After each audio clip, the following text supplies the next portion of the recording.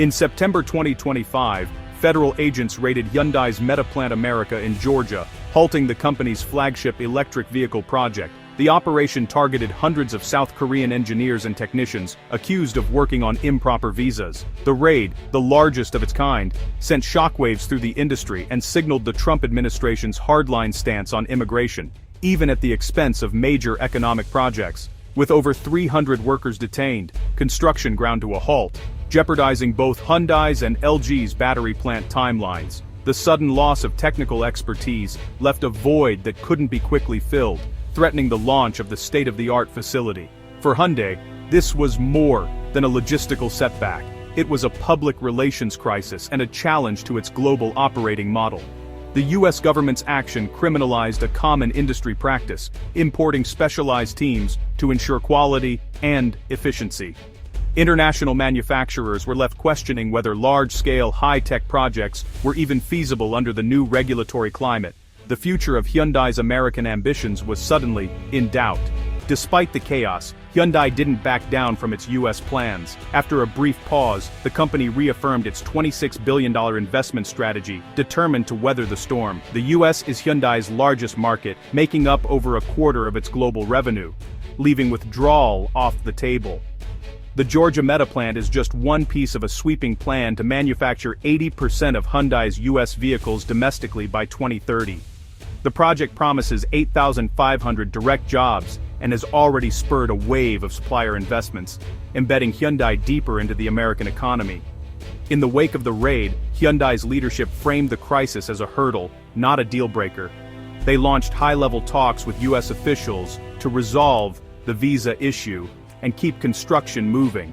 Publicly, Hyundai doubled down on its long-term vision, signaling to investors and consumers that it was committed for the long haul. The company's message was clear. Hyundai would adapt, invest, and remain a major force in the American market.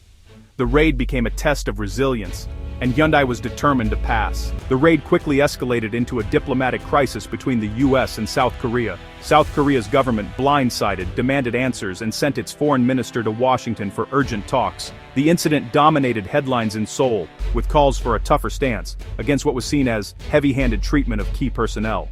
Behind closed doors, the White House scrambled to contain the fallout, quietly offering an apology and seeking a compromise. The Trump administration ultimately reversed course, creating a new visa pathway for foreign technical experts in critical manufacturing. The workers were released, but the episode left a scar, reminding both nations how quickly domestic policy can spark international tension.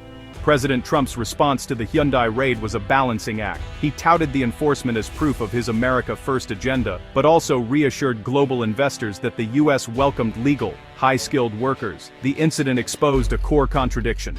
Strict immigration enforcement clashed with the need for foreign expertise in high-tech manufacturing. The administration's new visa policy was a quiet admission that economic goals required flexibility. The episode forced a reckoning. Reviving American industry would demand both domestic labor and global talent. The Hyundai Meta plant brought jobs and optimism to rural Georgia, but also stirred local tensions. Some residents and workers felt sidelined as top jobs went to South Korean teams, fueling resentment and even lawsuits over language barriers and hiring practices. Hyundai responded with cross-cultural training and language classes, but the rapid changes strained local resources and infrastructure. Safety concerns mounted after several worker fatalities during construction, further dampening initial enthusiasm. The raid intensified debates. Some locals saw it as validation of their concerns, others feared for their economic security. The community was forced to confront the complexities of global investment, prosperity, disruption, and the challenge of integration.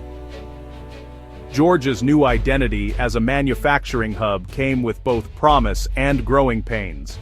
The raid and shifting market realities prompted Hyundai to rethink its Georgia strategy. Originally planned as an all-electric facility, the Meta plant will now also produce hybrid vehicles. Slower EV adoption and the end of federal tax credits made hybrids a practical bridge for American consumers. This pivot allows Hyundai to adjust production based on real-time demand, protecting its investment from market volatility.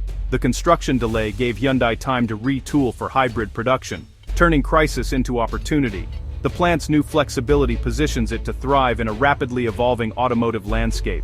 Hyundai's response: adapt, diversify, and build resilience for the future. The Hyundai raid is now a case study in the challenges of modern American manufacturing. It exposed the need for an immigration system that supports high-tech investment while protecting national interests. Hyundai's shift to hybrid production signals a more gradual, flexible transition for the entire industry. Automakers are likely to follow, building plants that can adapt to changing technologies and consumer preferences. For Hyundai, success means repairing community relations, investing in local training, and ensuring policy stability. The future of American auto manufacturing will be defined by collaboration, adaptation, and pragmatism. The dream of a purely American-made renaissance must reckon with global realities. Out of crisis, a stronger, more flexible industry is emerging.